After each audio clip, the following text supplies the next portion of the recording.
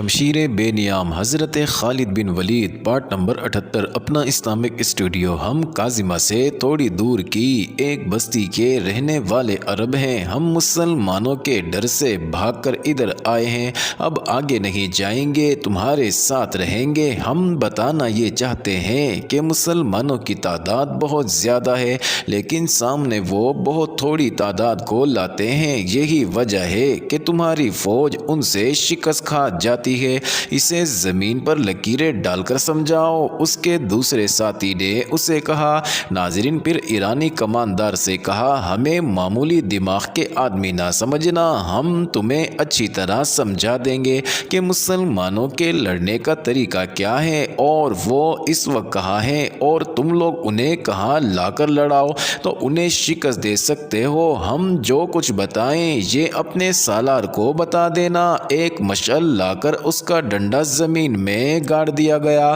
ناظرین، یہ دونوں آدمی زمین پر بیٹھ کر انگلیوں سے لکیریں ڈالنے لگے۔ انہوں نے جنگی اصطلاحوں میں ایسا نقشہ پیش کیا کہ کماندار بہت متاثر ہوا۔ اگر ہمیں پتہ چل جائے کہ مدائن کی فوج کس طرف سے آ رہی ہے تو ہم تمہیں بہتر مشورہ دے سکتے ہیں، ان میں سے ایک نے کہا، اور کچھ خطروں سے بھی خبردار کر سکتے ہیں۔ دو فوجیں مسلمانوں کو کچلنے کے لیے آ رہی ہیں۔ کماندار نے کہا، مسلمان ان کے آگے نہیں ٹھہر سکیں گے بشرط یہ کہ دونوں فوجیں مختلف سمتوں سے آئے۔ ایک اجنبی عیسائی نے کہا، وہ مختلف سمتوں سے آ رہی ہیں۔ کماندار نے کہا، ایک فوج مدائن سے ہمارے بڑے ہی دلیر اور قابل سالار اندر ذخر کی زیر کمان آ رہی ہے، اور دوسری فوج ایسے ہی ایک نامور سالار بہمن جازویا لا رہا ہے۔ دونوں دلجہ کے مقام پر اکٹھے ہوں گی، ان کے ساتھ بکر بن وائل کا پورا قبیلہ ہوگا۔ چند چھوٹے چھوٹے قبیلوں نے بھی اپنے آدمی دیے ہیں،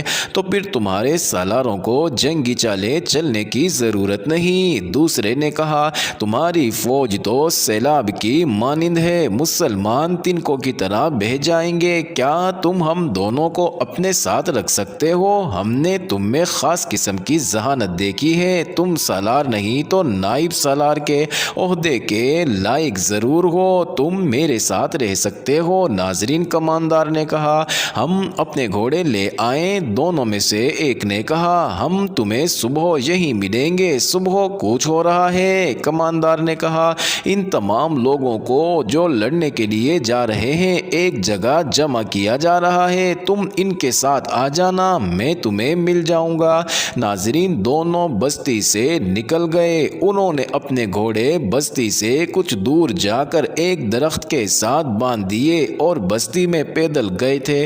بستی سے نکلتے ہی وہ دوڑ پڑے اور اپنے گھوڑوں پر جا سوار ہوئے۔ کیا ہم صبح تک پہنچ سکیں گے بن آصف؟ ایک نے دوسرے سے پوچھا۔ خدا کی قسم، ہمیں پہنچنا پڑے گا، خواہ اڑ کر پہنچے۔ بن آصف نے کہا، یہ خبر ابن ولید تک بر وقت نہ پہنچی تو ہماری شکست لازمی ہے۔ گھوڑے تھکے ہوئے نہیں، اللہ کا نام لو اور ایڑ لگا دو۔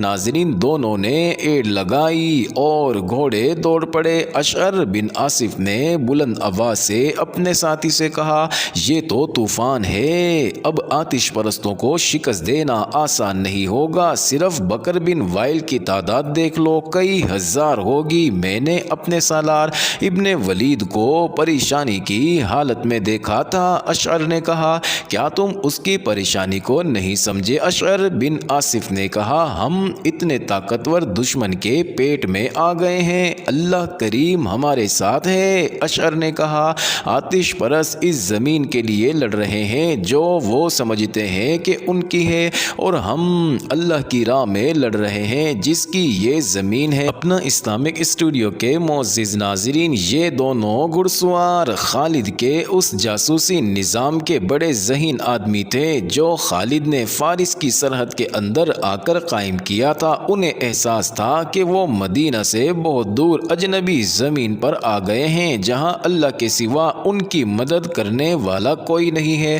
خالد نے دشمن کی نقل و حرکت پر نظر رکھنے کے لیے ہر طرف اپنی آنکھیں بچھا رکھی تھی۔ ناظرین، خالد فجر کی نماز سے فارغ ہوئے ہی تھے کہ ان کے خیمے کے قریب دو گھوڑے آ رکے۔ سوار کود کر اترے۔ خالد نماز با جماعت پڑھا کر آ رہے تھے۔ ان سواروں کو دیکھ کر ان کے قریب جا رکے۔ گھوڑوں کا پسینہ اس طرح پھوٹ رہا تھا جیسے دریا میں سے گزر کر آئے ہوں۔ ان کی سانسیں پھونکنے کی طرح چل رہی تھی۔ ناظرین، سواروں کی حالت گھوڑوں سے بھی بری تھی۔ اشر، خالد نے کہا، بن آصف کیا خبر لائے ہو؟ اندر چلو، ذرا دم لے لو۔ دم لینے کا وقت نہیں سالار، بن آصف نے خالد کے پیچھے ان کے خیمے میں داخل ہوتے ہوئے کہا۔ آتش پرستوں کا سیلاب آ رہا ہے۔ ہم نے یہ خبر عیسائیوں کی ایک بستی سے لی ہے۔ بکر بن وائل کی الگ فوج تیار ہو گئی ہے۔ یہ مدائن کی فوج کے ساتھ اندر زخر نام کے ایک سالار کی زیر کمان آ رہی ہے۔ دوسری فوج بہمن جازویہ کی زیر کمان دوسری طرف سے آ رہی ہے۔ کیا یہ فوجیں ہم پر مختلف سمتوں سے حملہ کریں گی؟ خالد نے پوچھا۔ نہیں، اشعر نے جواب دیا، دونوں فوجیں دلجا میں اکٹھی ہوں گی اور تم کہتے ہو کہ سیلاب کی طرح آگے بڑھیں گی۔ خالد نے کہا، کماندار نے یہی بتایا ہے، بن آصف بولا۔ ان دونوں کی رپورٹ ابھی مکمل ہوئی تھی کہ ایک شتر سوار خیمے کے باہر آ رکا اور اونٹ سے اتر کر بغیر اطلاع خیمے میں آ گیا۔ اس نے خالد کو بتایا کہ فلاں سمت سے ایرانیوں کی ایک فوج بہمن جازویہ کی قیادت میں آ رہی ہے۔ یہ بھی ایک جاسوس تھا جو کسی بھیس میں اس طرف نکل گیا تھا جدھر سے بہمن کی فوج آ رہی تھی۔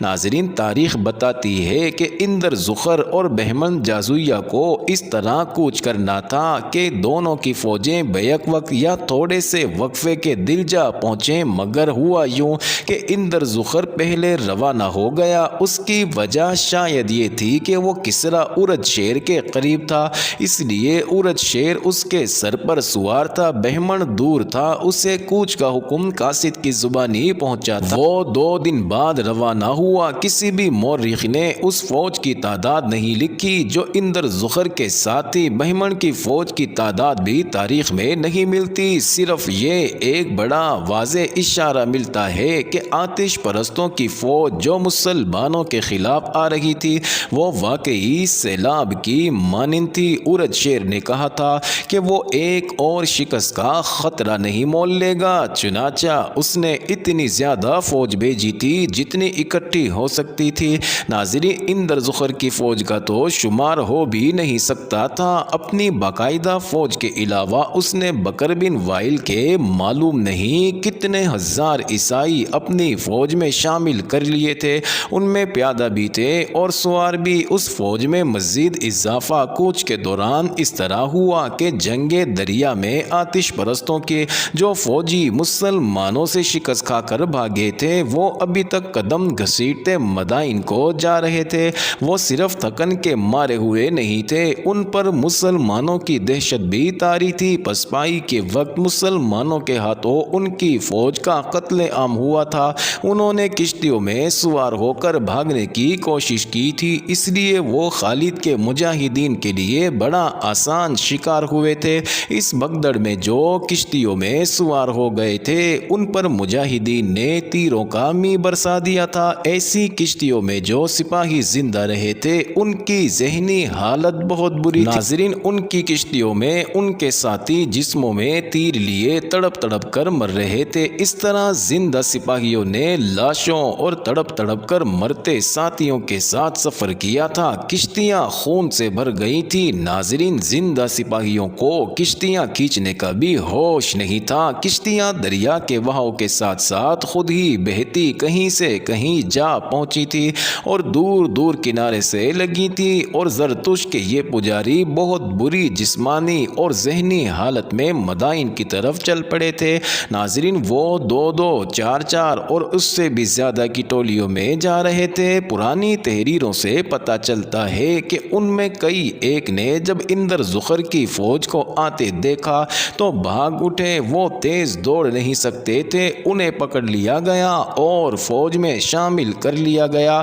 ناظرین، کچھ تعداد ایسے سپاہیوں کی ملی جو دماغی توازن کھو بیٹھے تھے۔ ان میں کچھ ایسے تھے جو بولتے ہی نہیں تھے، ان سے بات کرتے تھے تو وہ خالی خالی نگاہوں اور بے تاثر چہروں سے ہر کسی کو دیکھتے تھے۔ بعض بولنے کی بجائے چیخیں مارتے اور دوڑ پڑتے تھے۔ ناظرین، بیشتر اس کے کہ یہ ساری فوج کے لیے خوف و ہراس کا سبب بن جائیں، انہیں فوج سے دور لے جا کر ختم کر دو۔ ان کے سالار اندر ذخر نے حکم دیا، اس کے حکم کی تعمیل کی گئی۔ ناظرین، مدائن کی یہ فوج تازہ دم تھی، اس نے ابھی مسلمانوں کے ہاتھ نہیں دیکھے تھے، لیکن دریا کے مارکے سے بچے ہوئے سپاہی جب راستے میں اس تازہ دم فوج میں شامل ہوئے تو ہلکے سے خوف کی ایک لہر ساری فوج میں پھیل گئی۔ شکست خوردہ سپاہیوں نے اپنے آپ کو بے قصور ثابت کرنے اور یہ ظاہر کرنے کے لیے کہ وہ بے جگری سے لڑے ہیں، مسلمانوں کے متعلق اپنی فوج کو ایسی باتیں سنائیں جیسے مسلمانوں میں کوئی مافوق الفطرت طاقت ہو اور وہ جن بھوت ہوں۔ ناظرین، خالد کی جنگی قیادت کی یہ خوبی تھی کہ وہ دشمن کو جسمانی شکست ایسی دیتے تھے کہ دشمن پر نفسیاتی اثر بھی پڑتا تھا، جو ایک عرصے تک دشمن کے سپاہیوں پر باقی رہتا، اور اسی دشمن کے ساتھ جب ایک اور مارکا لڑا جاتا تو وہ نفسیاتی اثر خالد کو بہت فائدہ دیتا تھا۔ ناظرین، یہ اثر پیدا کرنے کے لیے خالد دشمن کو پسپا کرنے پر ہی مطمئن نہیں ہو جاتے تھے، بلکہ دشمن کا تعاقب کرتے اور اسے زیادہ سے زیادہ جانی نقصان پہنچاتے تھے۔ معزز ناظرین، یہ انٹرسٹنگ ویڈیو جاری ہے، اگلی ویڈیو قسط نمبر 79 میں دیکھنا مت بھولیے گا۔